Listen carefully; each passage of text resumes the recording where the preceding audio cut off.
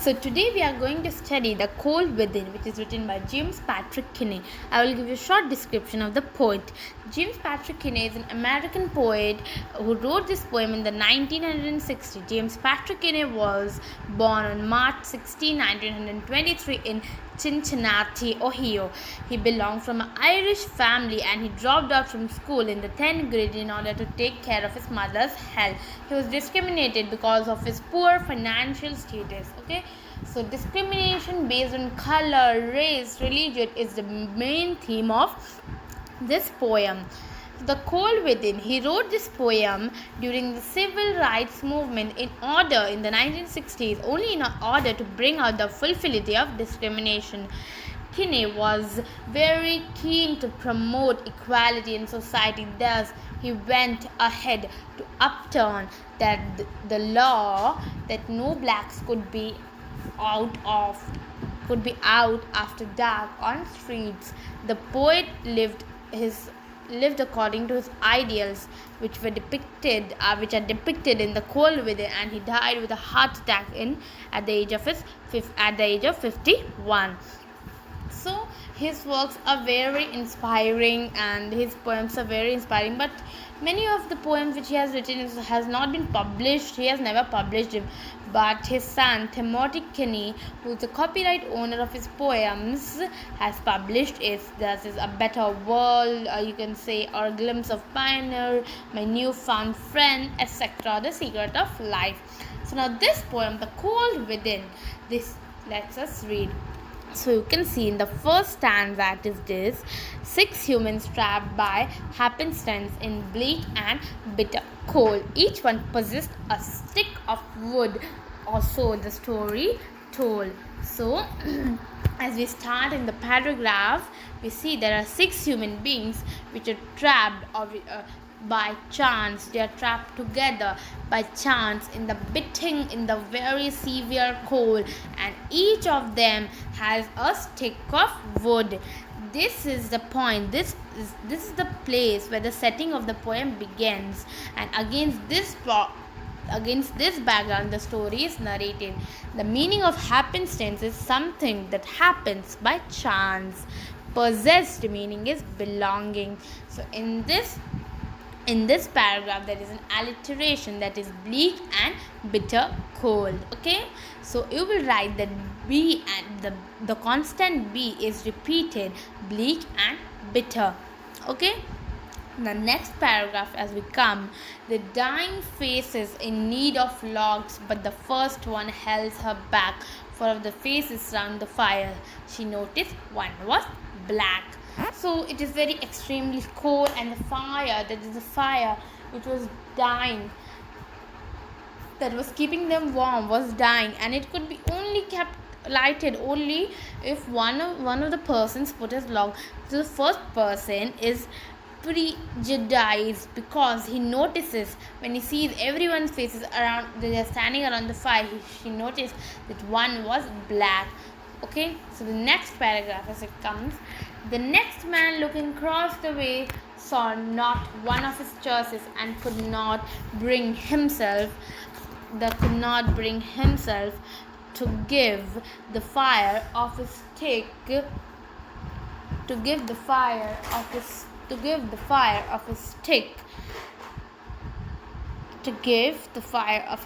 of birch. So another man is there. Another 6 people there. Another man is there who's looking across the way, who's looking all the 6 people, so everyone will see everyone and everything. Then he notices that one of the people was not of his religion or of his same church, of his community. So this fact stops him from giving his stick in the fire. To come to fourth, in the fourth stanza, the third one sat in the tattered clothes. He gave his coat a hitch. So the third one sat in tattered clothes. He gave his coat a hitch. Why should his log be put to use to warm the ideal rich? So hitch and rich can also be rhyming couplets, as you can tell. So in the third stanza, there is a poor man who has tattered or the torn clothes. He pulls up his coat.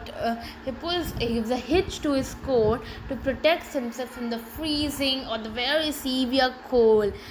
And he did not put his log. He gives the reasons that he did not put his log in the fire, because why would he give his log to prevent the rich man sitting there to give the rich man warm?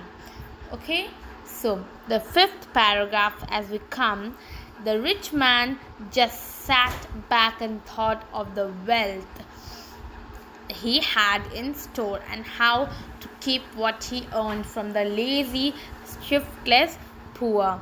So the rich man just sat back. What the rich man does. On the other hand, the rich man thinks that, because of his wealth, the rich man, on the other hand, thinks of the wealth he has in store.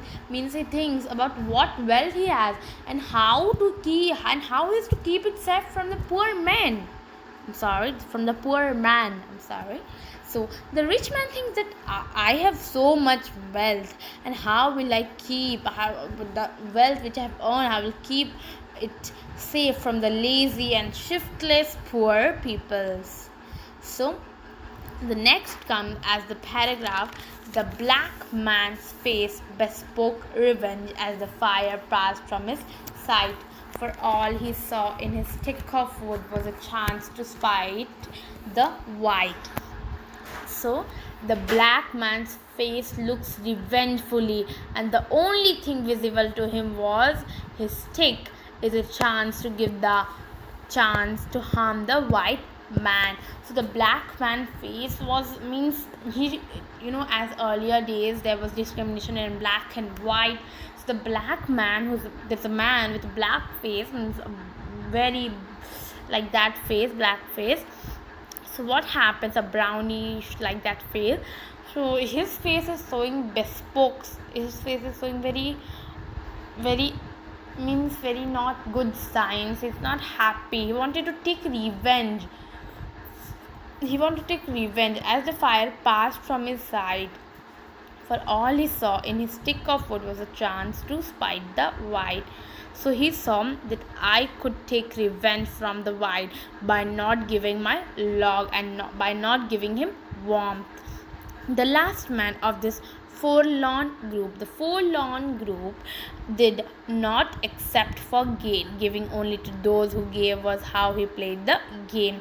So the last man of this forlorn, means of the lonely group, does nothing except something for his benefit. So the last man does nothing, means he does nothing unless he is benefited. Okay, so what rules him is selfishness. So he is obviously the one. If you do something, if you expect that the other gives you, then you will give. So that is the selfishness of the last man. He doesn't do anything except if it doesn't benefit him. He doesn't do anything. He's very selfish, and he gives only to those who give something back in return. If I give you something, and if I will expect, if I means you gave me something and you will expect that if I give you. So this is how this man is. The last stanza, their logs held tight in dead still hands, was proof of human sin. They did not die from the cold without, they died from the cold within. So the last stanza is a very dreadful and a very low sounding stanza, where it is written the logs they had but held tight in their hands, and they invited the dead by themselves. It is nothing but a proof of the human sin. It is a proof, it is the evidence. Okay, the poem ends with a note that these 6 people died not from freezing from the cold outside. So the poem ends and tells us that these 6 people do not die because of the cold, from the outside the surrounding, but they died within the cold within, because they had selfishness, prejudice, malicious, suspicions. So because of this, so as I told you, some important points, that is in the first stanza, as you can see, there is in the first stanza, in bleak and bitter cold is an alliteration. Then for the faces round the fire is also an alliteration. Then as we come across now, in the next, there the you can see the second last paragraph, there is an oxymoron. This is a new thing you can write down. The last man of this forlorn group is an oxymoron. You can see this, the last man of this forlorn group is an oxymoron. So write down what is an oxymoron. An oxymoron is a figure of speech that appears in conjunctions. Okay. And lastly, there is a personification and a metaphor. The personification and the metaphor are the same. The logs held tight in that still hands is a personification and also a metaphor. The theme of this poem is futility of discrimination and lack of warmth and compassion in the human relation. So lastly, if you liked my video, please share it, comment on my video, subscribe my channel, and like the video, share, comment, subscribe. Then till then, take care and bye bye children.